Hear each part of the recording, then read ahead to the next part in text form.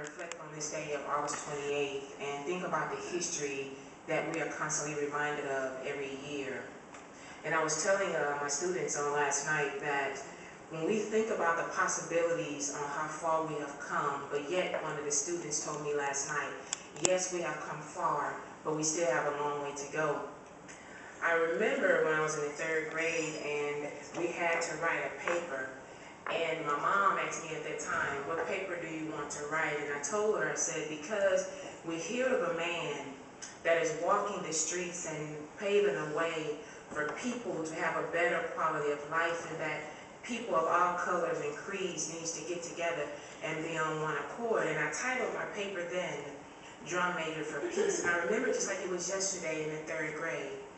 And I always told my mom, I said, I want to be a leader just like him. And I'll never forget that. And my teacher asked me, she said, why is that so important to you?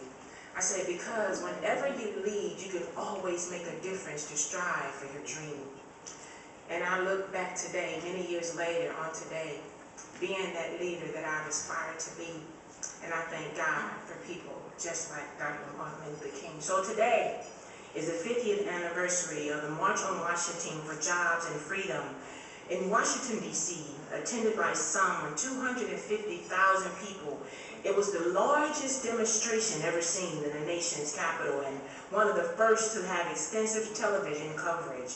250,000 people, about a quarter of whom were white, marched from Washington Monument to the Lincoln Memorial in what turned out to be both a protest and a communal celebration.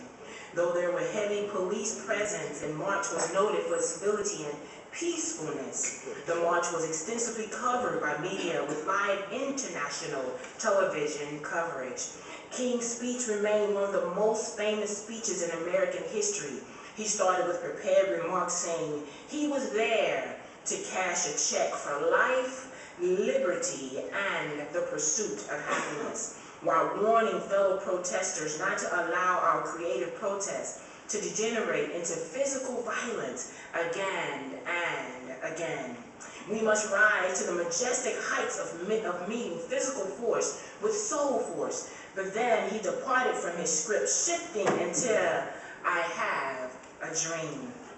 Theme he used on prior occasions, drawing both America, where his children would not be judged by the color of their skin, but by the content of their character.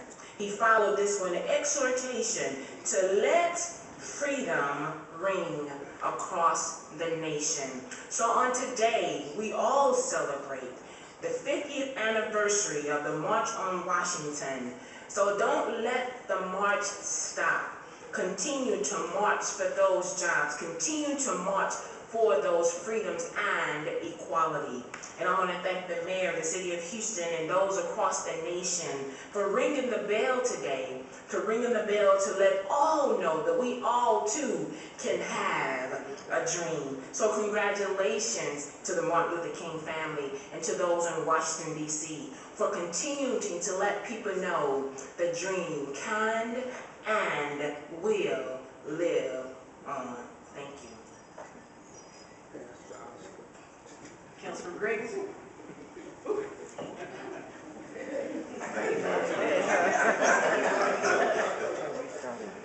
So Martin Luther King Jr. Having the opportunity to grow up, I always wanted to be like King. And so how best do I imitate the King? In college, I found that Martin Luther King was a member of Alpha Phi Alpha Fraternity Incorporated. The sole reason why I wanted to be a member and became a member of Alpha Phi Alpha Fraternity. I understood that Thurgood Marshall, Andrew Young, and other great men of the day were members, Jesse Owens were members of Alpha Phi Alpha Fraternity Incorporated because they were all game changers. And so I wanted to be a game changer in my community, and that's why I pledged Alpha Phi Alpha, and it was because of Dr. King. But on this day, 50 years ago, today, Americans of all colors and religions and of goodwill convened in Washington, D.C. for jobs and freedom. As we reflect on this special day, let us continue to commit ourselves to live up to Dr. King's legacy and his I Have a Dream speech that changed the nation. As we do our duties as elected officials, let us also be reminded of a speech Dr. King made on April 4th, 1967, exactly 1 year before he was assassinated on April 4th, 1968, whereby he states, "There are revolutionary times all over the globe. Men are revolting against old systems and exploitation and oppression. The shirtless and barefoot people of the world are rising up as never before. The people that walk in darkness have seen a great light. We must move past indecision to action. If we do not act, we shall surely be dragged down the long, dark, and shameful corridors of time reserved for those who possess power without compassion, might without morality, and strength without sight." Our city, nation, and the world still face many challenges today.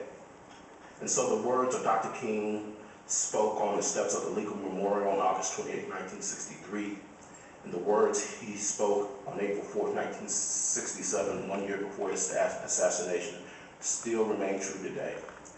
And I vow as a member of Houston City Council to make sure that our city lives up to that dream of Dr. King that he so eloquently stated 50 years ago today.